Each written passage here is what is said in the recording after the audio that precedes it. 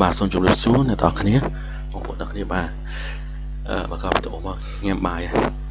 បាទថ្ងៃនេះគឺថ្ងៃអាទិត្យក៏ពីគេងមកបាទហើយដឹងថាពុនធ្វើងើបធ្វើមកតាំងពេលណាទេគាត់ថាដើរចេញមកគឺពុនរៀបចំធ្វើម្ហូបដល់ធ្វើការពួយគាត់ធ្វើការថ្ងៃគាត់ធ្វើការអញ្ចឹងណាបាទសម្រាប់តែខ្ញុំទេបាទអញ្ចឹងក៏មើលកូននេះពុនឆាចូលដាក់បាទគ្រឿងឈ្ងុយតែម្ដងបាទពុនខ្ញុំជំនាញខាងធ្វើម្ហូបបាទសម្រាប់ខ្ញុំជំនាញខាងញ៉ាំបាទហើយចំពោះការធ្វើម្ហូបថ្ងៃនេះគឺធ្វើ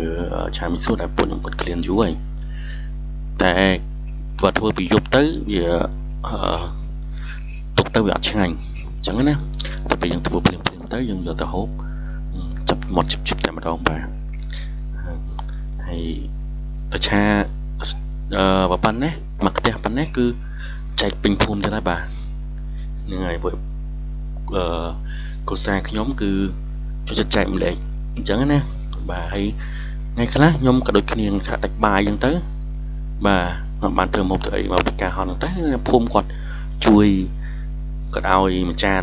ទៅរួចមកពេលបាទចាក់ស្ដែងមិនសើមិញពេលថ្ងៃអត់បានធ្វើម្ហូបទេមកធ្វើការហត់មើលកូនឈឺផងអីផងមិត្តភ័ក្ដិនៅទុំមុខផ្ទុំហ្នឹងឲ្យសមជូរយកមួយចានទៅបាទពេលយើងមានអីទៅចែកគ្នាដែរហ្នឹងបាទពេលព្រោះអីគ្មានអីសុខសាន្តជាងការរស់នៅក្នុងសហគមន៍ជាមួយអ្នកចិត្តខាងល្អអញ្ចឹងទេបាទដល់ពេលមានរឿងអី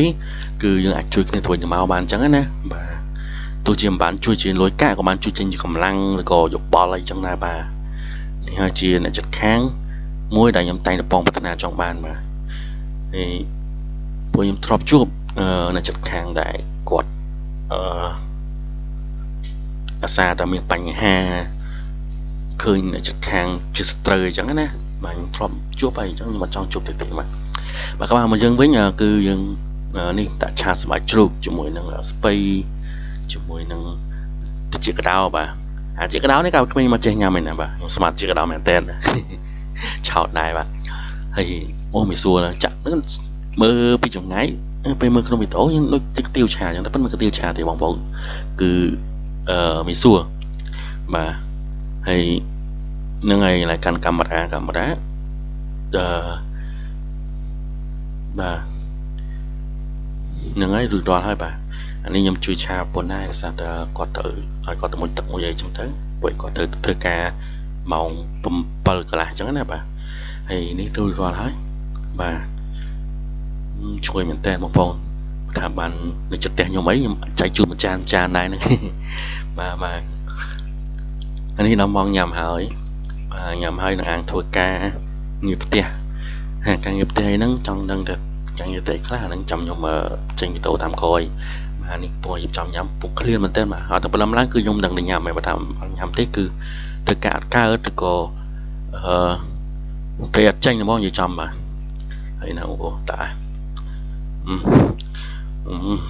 បាទជាស្រ័យសាខ្ញុំជួយចិត្តដាក់ពេញមាត់បាទហូបអីឃើញមាត់ឃើញអីក៏កាយថាវ៉ាន់បងប្អូនទាំងគ្នាបាទកូនច្រើនបងប្អូនទាំងគ្នាបាទចាំជួបជាមួយខ្ញុំនៅវីដេអូក្រោយសូមជួយចុច like ជួយ share ជួយ subscribe ផងបាទវីដេអូនេះខ្ញុំដាក់ក្នុង YouTube បាទអរគុណច្រើនហើយនៅ Facebook បាទ